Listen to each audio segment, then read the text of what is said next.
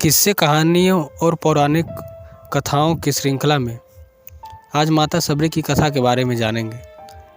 बात भगवान राम के जन्म से पहले की है, जब भील आदिवासी कबीले के मुखिया अज के घर पर बेटी पैदा हुई थी। उसका एक नाम श्रमना और दूसरा नाम सबरी रखा गया था। सबरी की माँ इंदुमती उसे खूब प्यार करती थी। बचपन से ही सबरी पशु पक्षियों की भाषा समझकर उनसे बातें करती और जब सबरी की माँ उसे देखती तो कुछ समझ नहीं पाती थी। कुछ समय बाद एक पंडित ने सबरी के परिवार को बताया कि वो आगे चलकर सन्यासी बन सकती है। इस बात का पता चलते ही सबरी के पिता ने उसका रिश्ता तय कर दिया। जैसे ही शादी का दिन नज़दीक आया, सबरी के घर वालों ने खूब सारी बकरियां और अन्य जानवर घर के पास लाकर बांध दिए। एक दिन सबरी की माँ जब उसके बाल बना रही थी तो उसने माँ से पूछा, इतने सारे जानवर हमारे घर क्यों लाए गए हैं? माँ ने जवाब दिया, बेटी तुम्हारा विवाह होने जा रहा है, इसलिए हम लोगों ने इनका इंतजाम बलि के लिए किया है। तुम्हारी शादी के दिन ही बलि प्रथा होगी और फिर इनसे स्वादिष्ट भोजन बनाकर सबको परोसा जाएगा। यह सब सुनकर सबरी दुखी हो गई। काफ़ी देर तक सबरी ने उन जानवरों को आज़ाद करने के बारे में सोचा।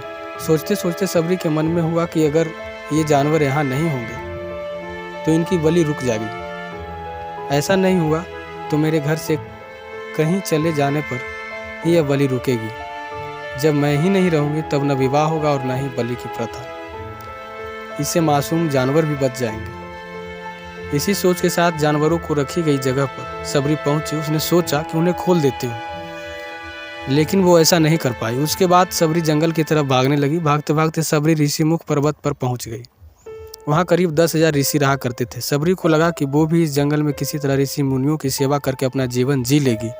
वो चुपचाप उसी जंगल में एक हिस्से में किसी तरह से रहने लगी। सबरी रोजाना ऋषि मुनियों की झोपड़ी के आगे झाड़ू लगाते और हवन के लिए लकड़ियाँ भी लाकर रख देते। ऋषि मुनियों को समझ नहीं आ रहा था कि जंगल में उनके काम अपने आप कैसे हो रहे हैं। एक दिन सबरी को किसी ऋषि ने देख लिया। उसे देखते ही उसका परिचय पूछा। जैसे ही सबरी ने बताया कि वो भील आदिवासी परिवार से संबंध रखती है तो उसे ऋषियों ने खूब डांट लगाई। सबरी को इस बात का बिल्कुल भी पता नहीं था कि उसकी जाति छोटी है और उसे ऋषियों द्वारा जाति की वजह अपमान सहन करना पड़ेगा। इतना सब होने के बाद सबरी हर ऋषि मुनि के दरवाजे पे पहुंचती और उन्हें आंगन में झाड़ू लगाकर उनसे गुरु दीक्षा देने के लिए कहती। हर कोई सबरी को उसकी जाति की वजह से अपने आश्रम से भगा देता था। ऐसा होते होते काफ़ी समय बीत गया। उसके बाद सबरी मतंग ऋषि की कुटिया में पहुंची। वहां पहुंचकर मतंग ऋषि को सबरी ने बताया कि उनके गुरु दीक्षा लेना चाहती है। उन्होंने खुशी खुशी उसे अपना गुरुकुल में रहने दिया और भगवान से जुड़ा ज्ञान देते रहे। सबरी ने भी अपने गुरु मतंग ऋषि की सेवा करने में कोई कसर नहीं छोड़ी। वो गुरुकुल के सारे काम करती थी। सबरी से खुश होकर मतंग ऋषि ने उसे बेटी मान लिया था। समय के साथ मतंग ऋषि का शरीर बूढ़ा हो गया। उन्होंने एक दिन सबरी को अपने पास बुलाया और कहा, बेटी मैं अपना देह त्यागना चाह रहा हूँ। बहुत साल हो गए इस शरीर में रहते रहते। सबरी ने दुखी मन से कहा, आपके ही सहारे मैं इस जंगल में रह पाई हूँ। आप ही चले जाएंगे तो मैं जीकर क्या करूँगी? आप अपने संग मुझे भी ले जाइए, मैं भी देह त्याग करूँगी। मतंग ऋषि ने जवाब दिया, बेटी तुम्हें चिंता करने की कोई ज़रूरत नहीं है। राम तुम्हारी चिंता करेंगे और ध्यान भी रखेंगे। सबरी ने राम का नाम सुनने के बाद पूछा, वो कौन है और उन्हें मैं किस तरह से ढूंढूंगी? मतंग ऋषि ने बताया, राम कोई और नहीं भगवान है। वो तुम्हें सारे अच्छे कर्मों का फल देंगे। तुम्हें उन्हें ढूंढने की कोई ज़रूरत नहीं है। वो एक दिन खुद तुम्हें खोजते हुए इस कुटिया में आएंगे और तुम्हें और तुम्हें उनके ही हाथों मोक्ष मिलेगा जब तक तुम इसी आश्रम में रहो। इतना कहते ही मतंग ऋषि ने अपना शरीर त्याग दिया। सबरी के मन में मतंग ऋषि के जाने के बाद से ही एक ही बात थी कि भगवान राम स्वयं उससे मिलने आएंगे। वो रोज भगवान से मिलने के लिए बाग से अच्छे अच्छे फूल लाकर पूरा आश्रम सजाती और भगवान के लिए बेर तोड़कर लाती। भगवान के लिए बेर चुनते हुए सबरी उन्हें चख लेती थी ताकि भगवान को सिर्फ मीठे बेर ही दे। रोजाना सबरी इसी तरह भगवान के दर्शन की आस में फूल और बेर इकट्ठा करती रहती थी। इसी तरह इंतजार में कई साल बीत गए। सबरी का शरीर एकदम वृद्ध हो गया। एक दिन आश्रम के पास के ही तालाब में सबरी पानी लाने गई हुई थी। तभी पास के ही एक ऋषि उसे अछूत कहते हुए वहां से भागने के लिए कहा और एक पत्थर मार दिया। वो पत्थर जब शरीर को लगा सबरी को तो उसे चोट लगी और खून बहने लगा। बहते हुए खून की एक बूंद इसी तालाब में गिर गई। तभी पूरा तालाब का पानी खून में बदल गया। ये सब होता देख ऋषि ने सबरी को ही डांटा और कहा कि पापिन, तुम्हारी वजह से पूरा पानी खराब हो गया। रोज ऋषि उस पानी को साफ करने के लिए अपनी कई तरह की विद्याओं का इस्तेमाल करते। कई सारे जतन करने के बाद भी कुछ नहीं हुआ।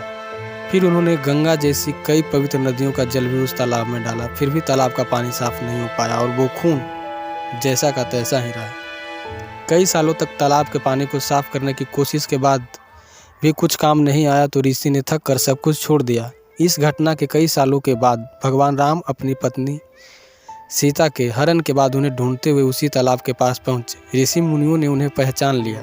भगवान को वहां देखकर ऋषियों ने तालाब का पानी साफ करने के लिए भगवान को अपने पैर उसमें डालने के लिए कहा, लेकिन पानी जैसे का तैसा ही था। ऋषि मुनियों ने भगवान से भी कई अन्य जतन करवाए, लेकिन वो पानी जस का तस खून जैसा ही रहा। तब भगवान ने ऋषियों से कहा, पानी की रक्त में बदलने की कहानी पूछी। तब ऋषि ने सबरी को पत्थर मारने वाली सारी बात बता दी। उसके बाद कहा कि वो महिला ही अपवित्र है, छोटी जात की है, इसलिए ये सब हुआ। उसी वक्त भगवान राम ने कहा, ये सब आप लोगों के खराब वचनों से हुआ है। सबरी को इस तरह के शब्द बोलकर आप लोगों ने उसे नहीं बल्कि मेरे दिल को घायल किया है। इस घायल दिल के रक्त का प्रतीक यह तालाब का लाल पानी है। आगे भगवान राम बोले, कहा है वो माई, मैं उनसे मिलना चाहता हूँ। तब तक सबरी उसी तालाब के पास पहुँच जाती है। इस दौरान सबरी के पैर को ठोकर लगती है और कुछ धूल उस तालाब में गिर जाती है। तभी सारा पानी साफ हो जाता है। भगवान सबसे कहते हैं कि देखिए, आप लोगों ने क्या कुछ नहीं किया, लेकिन पानी साफ नहीं हो पाया। अब सिर्फ इनके पैर की थोड़ी सी धूल ने ही तालाब का पानी साफ कर दिया। भगवान राम को सबरी पहचान चुकी थी। उन्हें प्रणाम करके सबरी ने कहा, भगवान आप मेरे साथ कुटिया में चलिए। भगवान भी खुशी खुशी सबरी के साथ चल पड़े। फूलों से सबरी ने भगवान का राम का स्वागत किया। वो सीधे बेर तोड़ने के लिए भाग गई और चक चक कर उनके लिए बेर लेकर आई। उन्होंने बड़े ही प्यार से भगवान राम और उनके भाई लक्ष्मण को बेर दिए। भगवान राम ने भी उतने ही प्यार से उन बेर को खाना शुरू किया।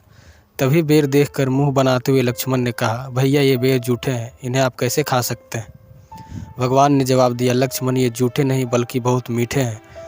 सबरी माई हम सब के लिए ये बहुत प्यार से तोड़कर लाई है। इतना कहकर भगवान राम प्यार से उन बेर को खाने लगे। भगवान ने जाते हुए सबरी माई से कहा, आप मुझसे जो चाहे मांग सकती हैं। सबरी ने कहा, मतंग ऋषि के कहने पर मैं आज तक सिर्फ आपके दर्शन के लिए जी रही थी। अब आप मुझे मोक्ष प्रदान कीजिए। मैं अपना शरीर आपके सामने ही त्यागूंगी। उसी वक्त सबरी ने अपना शरीर त्याग दिया। भगवान राम ने अपने हाथों से उनका अंतिम संस्कार किया और सीता माँ की खोज में आगे बढ़ गए।